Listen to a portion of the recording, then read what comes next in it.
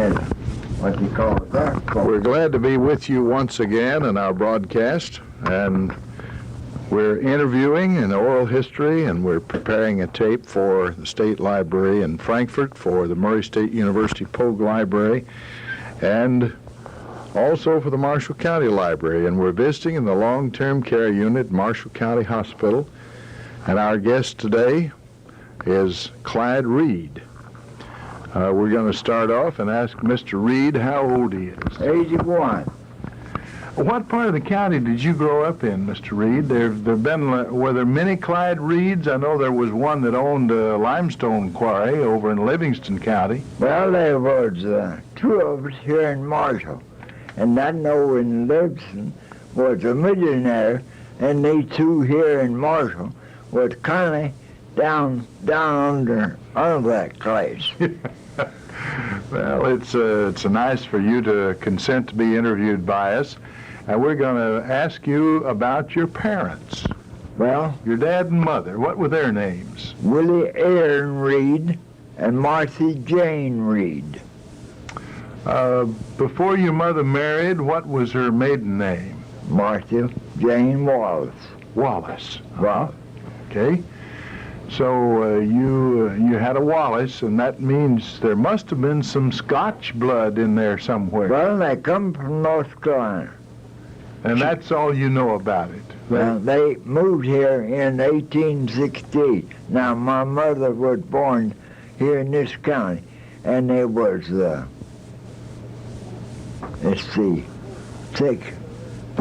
five girls and 3 boys, and there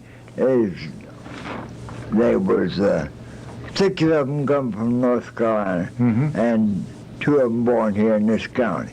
Do you know anything about your grandparents, any of them? Did you remember your grandfather on your dad's side? Yeah.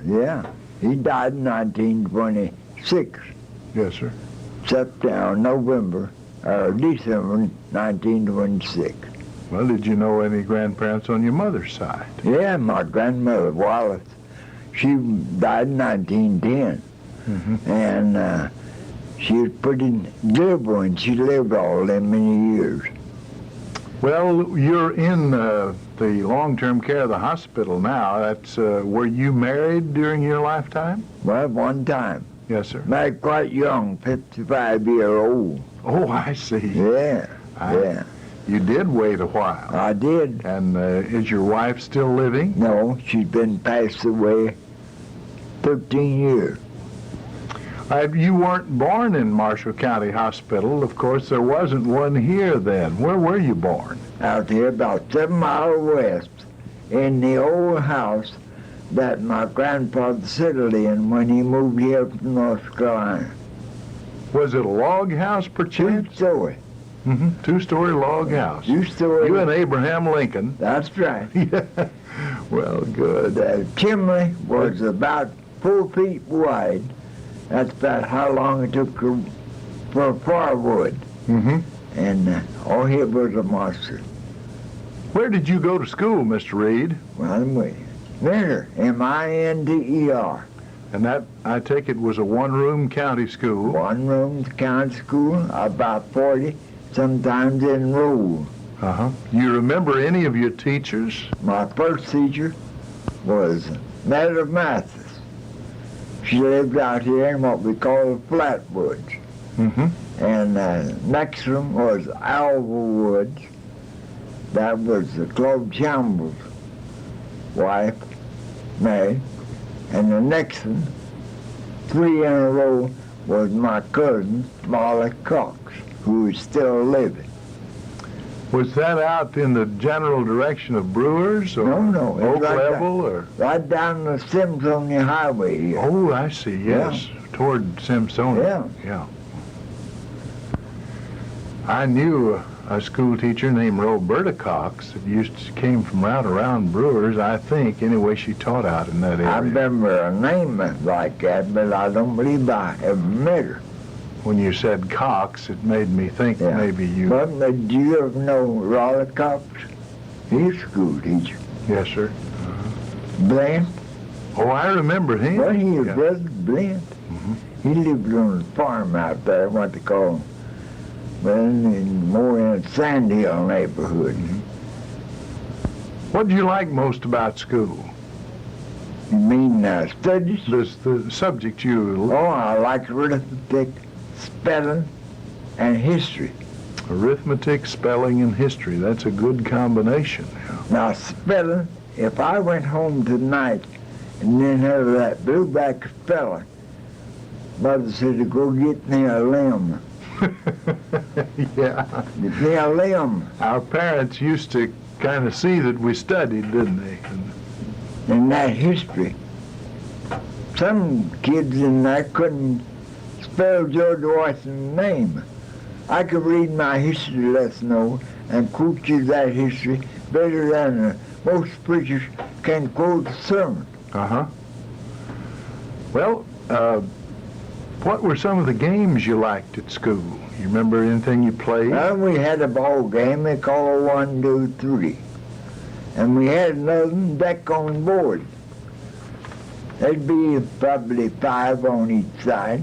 And when that deck on board, you knock the ball out there, you had to run to a base down there. If I caught the ball, I'd find that ball out there. If I hit you, you was out. And when we got out 3, we was winners. Mm-hmm. We went to the bat. Yeah. And that So one, you hit the runner in order to get him out. Hit him, if he hit him, burn him up. Yeah. Yeah, I see. And after you finished, as you said, you didn't marry till you were 55. What did you start doing to make a living? Were you, say, a farmer? Well, besides that, I farmed, and wherever I could pick up $1 or 2, which money was scarce and hard to come by. Mm-hmm. I worked. Well, I worked a little bit on the railroad. I worked at the railroad shop, and most of the time I was farm, raised tobacco. Where did you go to work on the railroad? Paducah? Yeah, but I see. Illinois Central. Yeah, okay. What, when you were farming, you say you raised tobacco? Any other crops? Just generally corn. Enough to feed your mules? That's right. And hay. Uh-huh. Then down when you couldn't buy none, you had to either go it or do without. Yes. What about your groceries? Did you have a good garden? Oh, yes, yes. My mother said you're going to starve to death. Didn't have a bushel of white soup beans for the winter. Yeah. And as you say, you're almost self-sufficient. Oh, yes, yes. About all we bought on the farm. If you was a good manager, you probably would get 2 pair of shoes a year. What I mean by that would be a Sunday pair and the everyday pair. And that everyday pair probably would be called a Rogan. Well, let's get back to school again. How long were the school terms then? 6 months. 6 months long. Yeah. There are 9 now. Well, we began on the first Monday in July. And along about 2 or 3 days before Christmas, school was out. We had an old big stove, fired with wood, with a drum on top of it. And that thing would get so hot, you need air conditioning in the winter. Yeah, they put out a lot of heat. They'd turn red, wouldn't they? Oh, turn red. What are you waiting on? Hardly wood cut by the cord by some patron in the district. And Now, what were some of the things that you remember doing that have changed a lot? Now, you killed hogs every year. yes, sir. Yeah, we fried our own pork. Mm-hmm. Rented our own lard out, smoked our own meat. And in other words, we never knowed anything about buying meat. Mm-hmm. If you did, then of course you didn't have no money much. It wouldn't have been over 12, 14 cents a pound if you had to buy some bacon. Yeah. No. Now, what about, did you take corn to the mill and get it made into meal? Oh, yes, yes. I took a half bushel and put it up my daddy would behind me or in front of me on the saddle and I'd go over there to the mill about 2 miles and have it ground up. You don't happen to remember who ran a mill around there? Oh, yes. So Preacher Kelly had a water mill. And then we'd go out to Oak Level, and there's 2 or 3 grist mill men out there. One of them was named Edward, the other named Copeland. And you get good meal, get meal there, better than you could buy on over the counter today. A lot of people always say that water ground meal was better than the gasoline ground. I wonder why that was. Well, I wouldn't know. Now, down at Carter's Mill, they had a water mill down there. They made flour and meal both, and flowed at the Clark's River dammed up. And we went down there in my younger days, what I could say, knee pant days, and take your wheat, you get your flour out of your own wheat. Now you don't. I don't know where there's a flour mill at. I don't believe there's a flour mill around here anymore. Now, when I was growing up, there was one at Hardin. Yeah. And there was one at Lynn Grove that Fleetwood Crouch had. I remember that. Yeah. But, now, they did have big in the Hopkinsville, but they may have done away with that. I don't know. I don't know either. Well, you made soap too, I guess. Didn't you? Oh, lye soap, what are you talking about? That ash hopper had to be put up this fall. Oh, you made your own lye. Oh, sure. Well, tell us about that. Well, all right, you're taking that ash hopper, started in the building. You cut down a tree, cut a gash in it.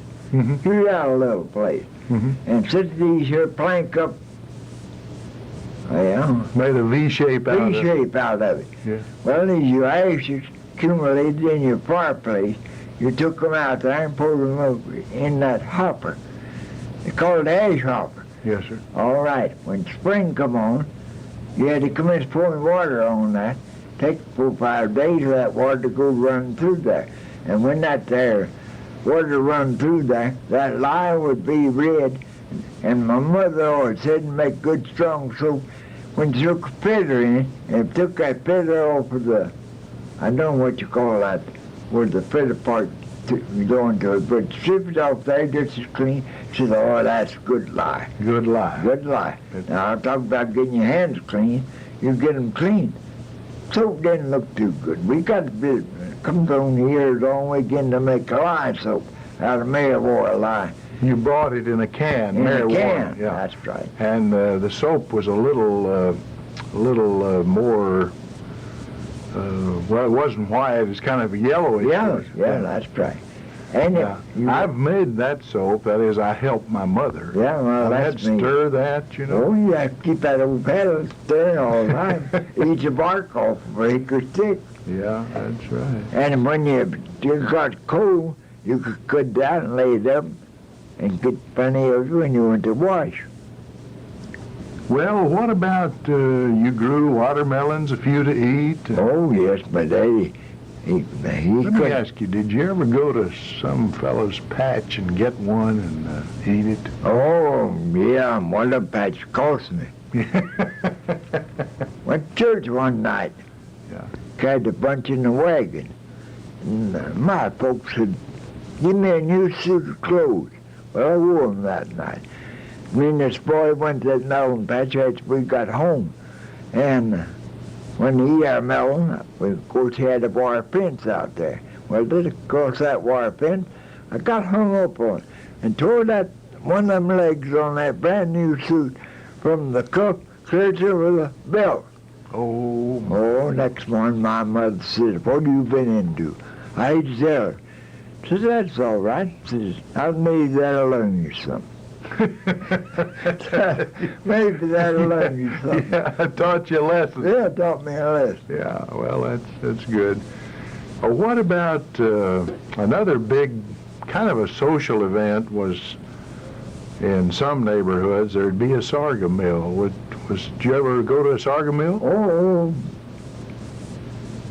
made sorghum, if my dad didn't make 50 or 60 gallons, he says, well, I've got a gallon to buy some. Mhm. Now, here's a sorghum eater. Yeah. And we always had plenty of butter and biscuits, and he loved his sorghum.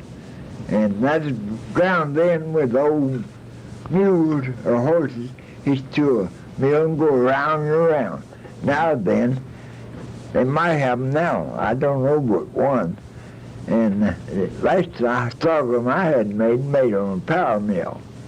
You know, they pull it with a tractor, didn't they? Or run it with a belt off a tractor. Yeah, that's where it's run. And that was they could make molasses. Now, I don't want to be here like where you grind juice with the mules and all. About 25, 30 gallons a day would be a big day's run.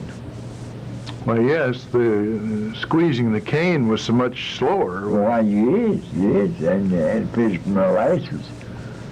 You couldn't hardly keep juice. Mhm. Some cane, you could cook all day and you wouldn't get a handful of molasses. Dry weather cane. That's what you call it. Yeah, dry weather.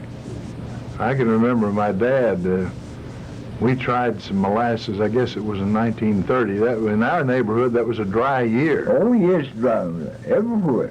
Mhm. No, man, we want plenty of sorghum. Now then, there ain't two houses, and Marshall County got a pint in them. That's probably true. Well, that's about right. Well, one thing that I remember, of course, would be going to a neighbor's house and sit till bedtime. Did you used to do that? Popcorn. Yeah. Or go to a bean hugger. Mm-hmm. Sure, you socialized and worked at the same time. That's right. And I can barely remember this. We used to have corn chuckings. Mm-hmm. I guess you were here today. Oh, yes.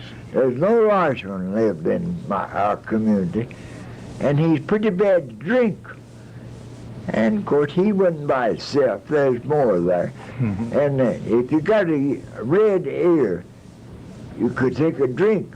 The old man got in the field where there wasn't going to be no red corn. The man didn't have none planted.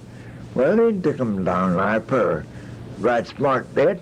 And this old man said, here's a red ear. He said that red ear stuck in his shirt. Yeah, I said, here's a red ear. He prepared. He prepared for it. Yeah. And his name was Redvine. Uh-huh. I guess you heard them down around Simpson.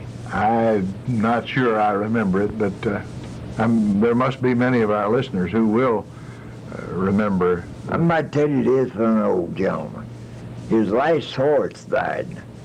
I was about 10 years old. I know he was a monster's horse. He wanted my father to put into a gully. The old man wore leather boots the year round, hands in his pocket, and duckbill cap. He says, I don't know who's the worst off. They've got a heap, them ain't got nothing. Them ain't got nothing, don't have nothing to worry about. And them that got a lot, always a worry.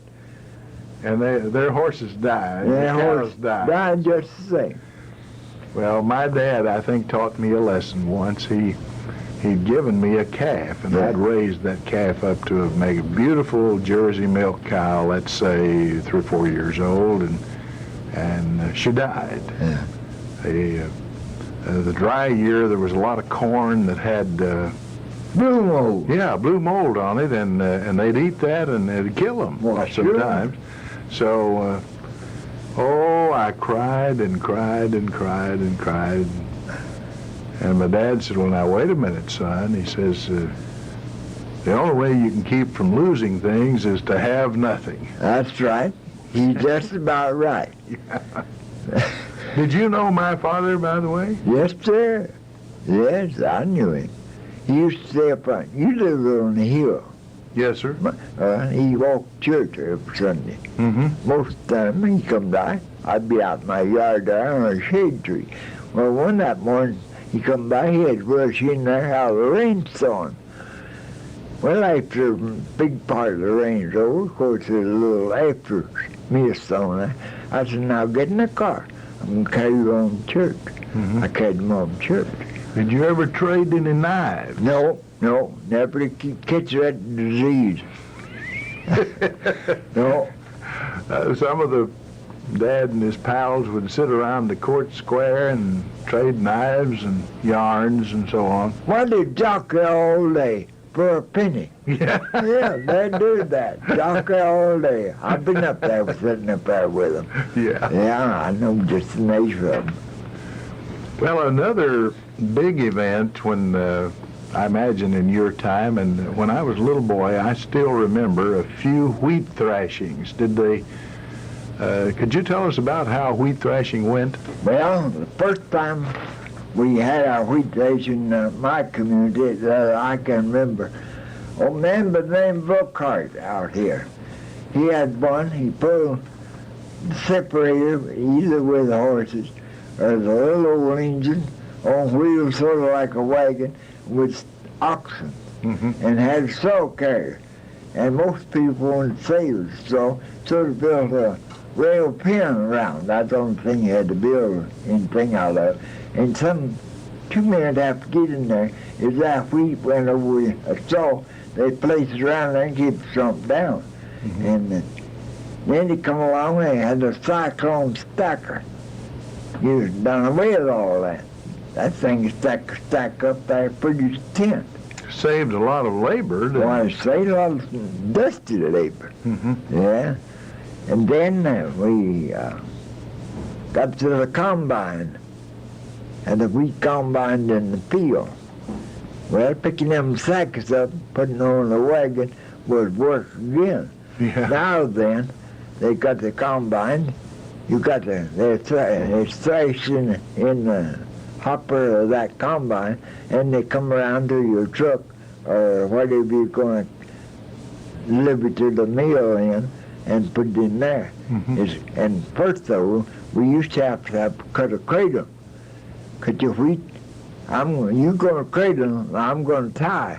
You make a swath out there and lay that wheat down, and what you catch up on that cradle, so I come along, I'll pick it up in a bundle and draw out some of that straw and tie it up in the bundle. That was really work, wasn't it? What you talk about? Had a big scythe blade on it, and Yeah. I've seen cradles and picked them up. I never used one, but they were heavy. Oh yeah, I can use one. Now there's a little art in that. I'm not too extra good, but I can. You go and bring it out there and they call it a float. If you come out there and you can't tell a little, you jerk fingers out of it. But you didn't get out there and that wheat's about 3 foot tall, and that's nice for cutting.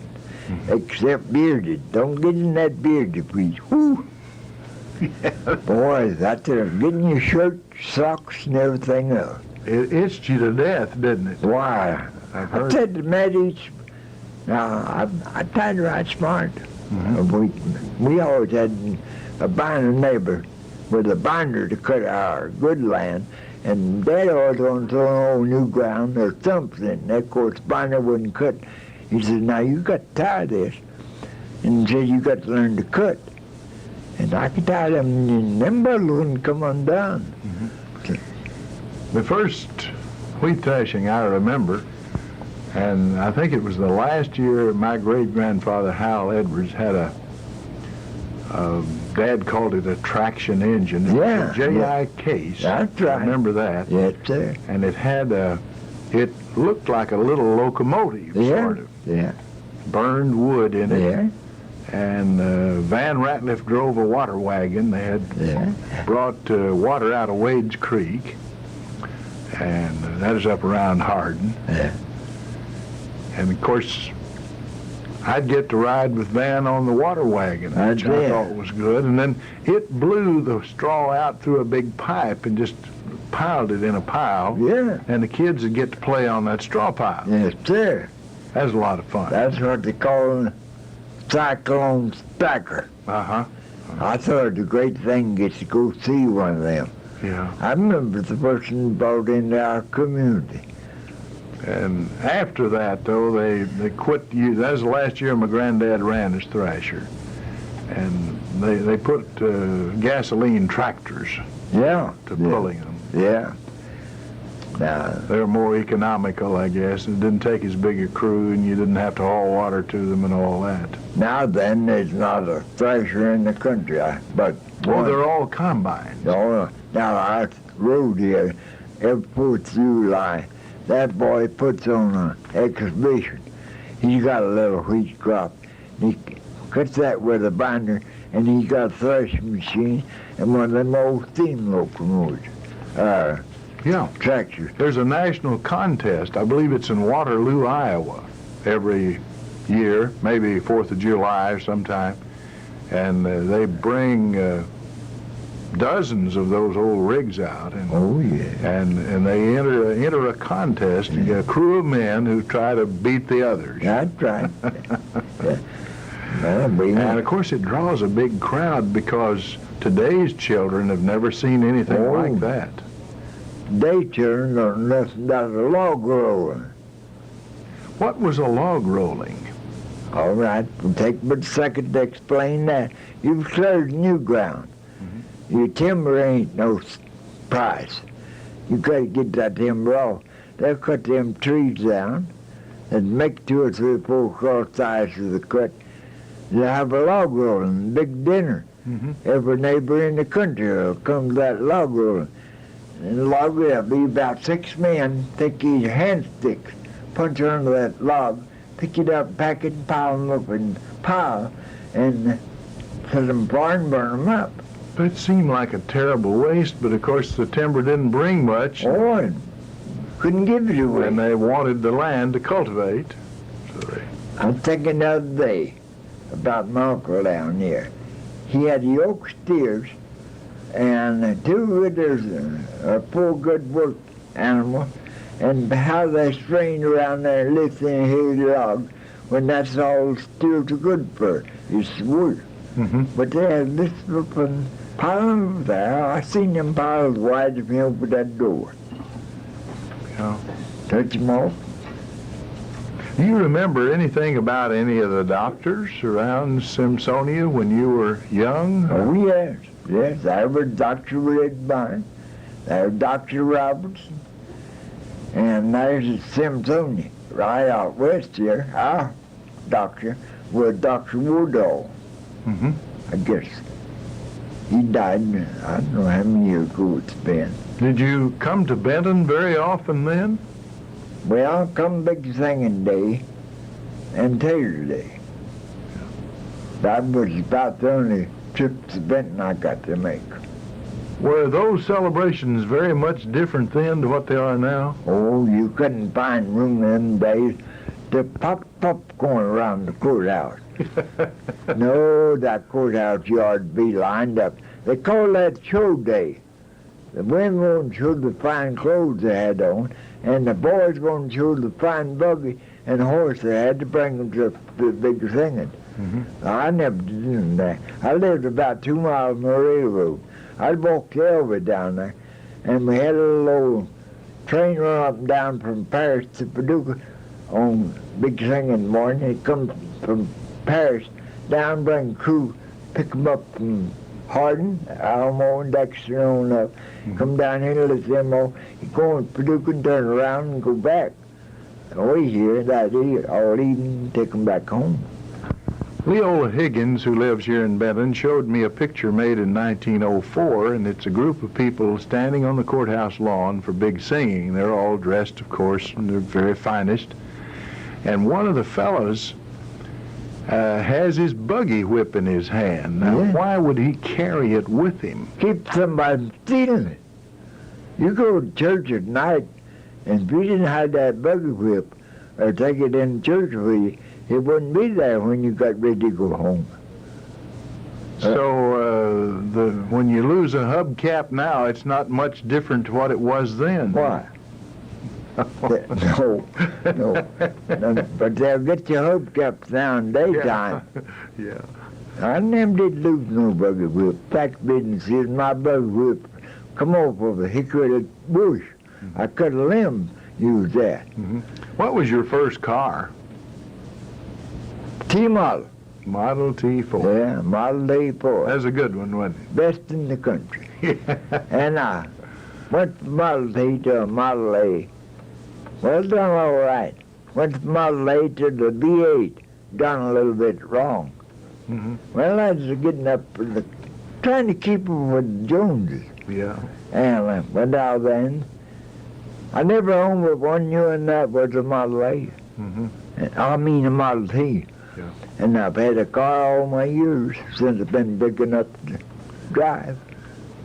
Well, Mr. Reed, it's been a pleasure talking to you. You know, that half hour slipped away in a hurry, and we're going to have to sign off for today. I appreciate your talking to me, and it's good to have visited with you and your roommate. What's his name? And Woodrow Jones. Woodrow Jones. Woodrow Jones, and I believe he told me he's from Livingston County, and he's grew up next to Marshall County. That's right. So, Yeah, he's a fine man. well, that's great. Yeah. Glad to hear it.